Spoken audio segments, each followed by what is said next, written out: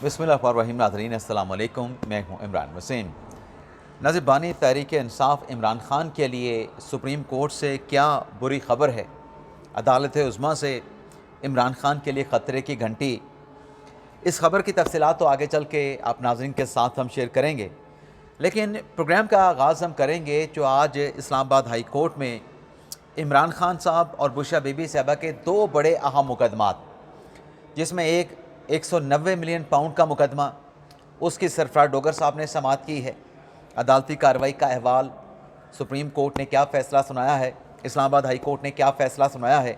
इमरान ख़ान ईद जो है वो जेल में करेंगे, जेल से बाहर करेंगे। दूसरा केस है तोशाखाना 2 का, जिस पर जस्टिस खादम हुसैन सोमरो साहब ने समाअत की है। और इस मुकदमे की अदालती कार्रवाई में तहरीक इंसाफ को, इमरान ख़ान साहब को, बुशरा बीबी साहबा को एक रिलीफ भी मिला है। लेकिन कमरा अदालत नंबर 1 में इमरान ख़ान साहब के जो वकील हैं, जो वकला थे, जो रहनुमा वहाँ पे मौजूद थे, उनकी सरजनिश भी की गई है चीफ जस्टिस सरफराज डोगर की जानिब से, अदालत की जानिब से। तो सबसे पहले तो हाई कोर्ट में होने वाली मुकदमात की समाअत का अहवाल आपके साथ हम शेयर करेंगे। उसके बाद सुप्रीम कोर्ट से क्या बुरी ख़बर है उसकी तफसीलात, फिर जो और डेवलपमेंट्स हुई हैं उनकी तफसीलात पे आप नाज़रीन के साथ बात करेंगे। तो पहली खबर से नाज़रीन गुफ्तगू का आगाज़ करते हैं।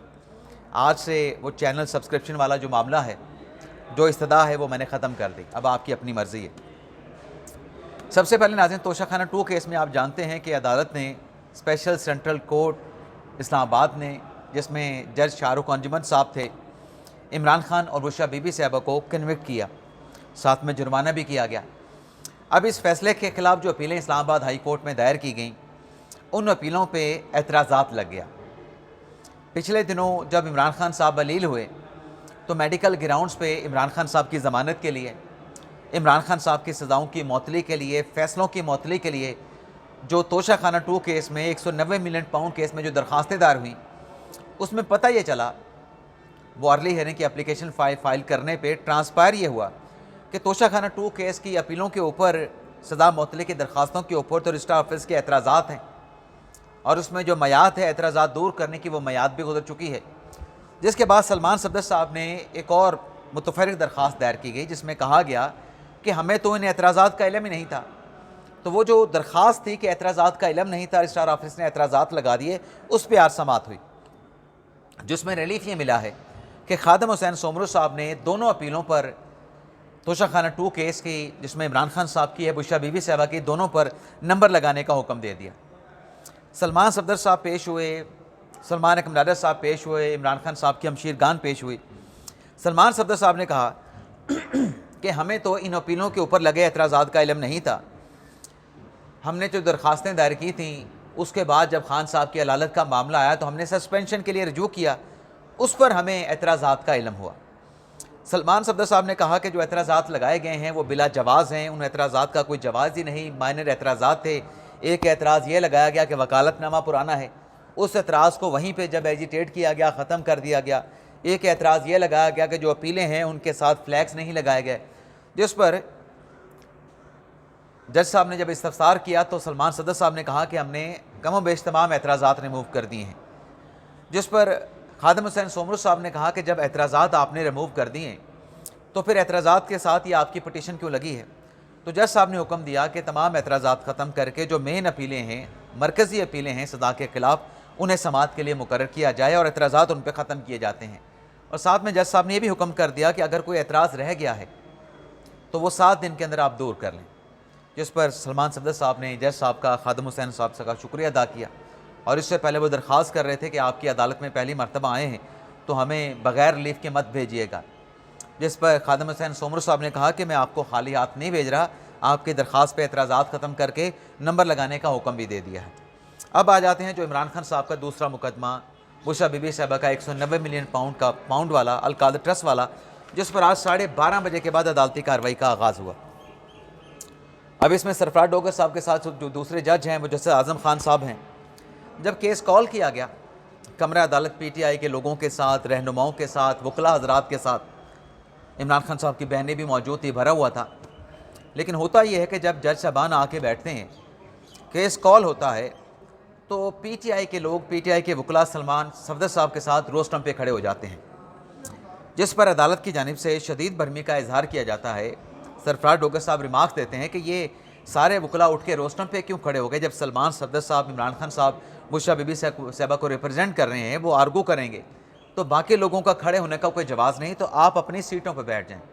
بلکہ جج صاحب نے سوال بھی کیا کہ کیا آپ اس طریقے سے روسٹم پہ آ کے کھڑے ہو کے جب کیس کال ہوتا ہے تو کیا آپ عدالت کے اوپر اثر انداز ہونا چاہتے ہیں؟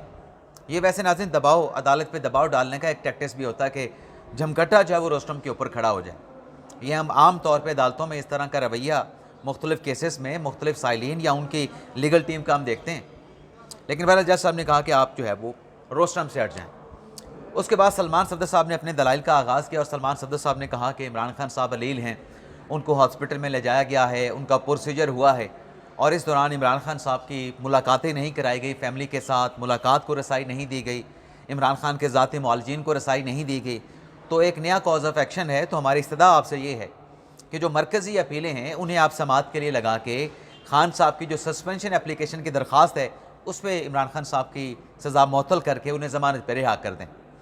اور ساتھ میں بشریٰ بی بی صاحبہ کا بھی انہوں نے ذکر کیا کہ وہ خاتون ہیں، 1 سال سے زیادہ عرصہ ہو چکا ہے ہماری اپیلیں اسلام آباد ہائی کورٹ میں پینڈنگ چلی آ رہی ہیں۔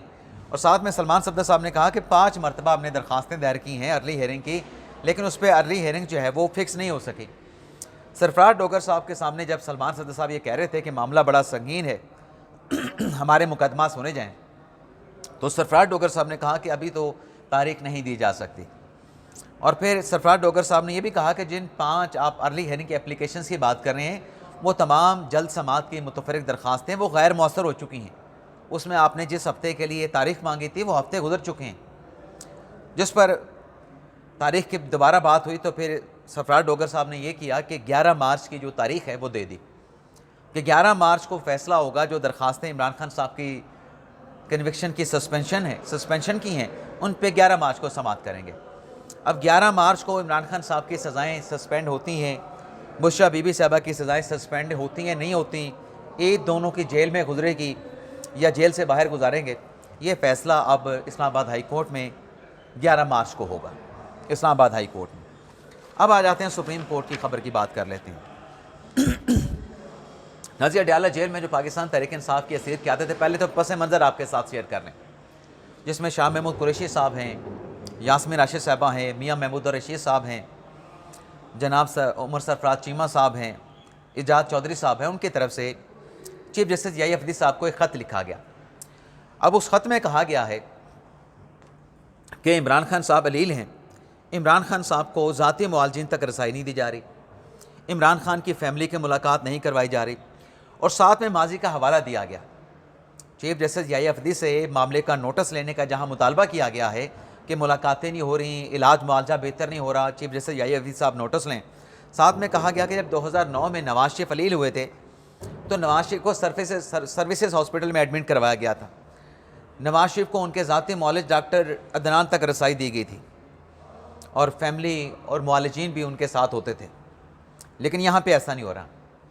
اب ناظرین یہ جو لیٹر ہے اسیر قیادت کا جو کہ چیف جسٹس یحییٰ عفدی صاحب کو لکھا گیا ہے، آپ نے دیکھا نا کہ پچھلے 3 دن پاکستان تحریک انصاف کی قیادت نے سپریم کورٹ کے سامنے احتجاج کیا، اور یہ احتجاج اس موقع پہ کیا گیا جب عمران خان صاحب کو یحییٰ عفدی صاحب کے بینچ سے ایک بہت بڑا ریلیف ملا۔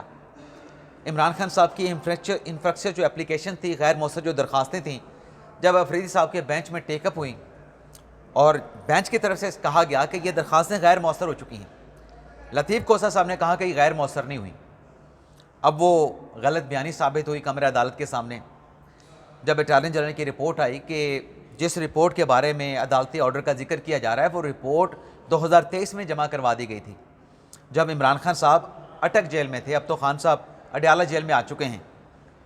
اس کے باوجود بھی عدالت نے آگے جا کے سلمان صفدر صاحب کو عدالتی معاون بھی مقرر کیا، سلمان صفدر صاحب کی عمران خان سے ملاقات کا بھی حکم دیا، اور ان کو ایمیکس کورائی عدالتی معاون فرینڈ آف کورٹ بھی مقرر کیا۔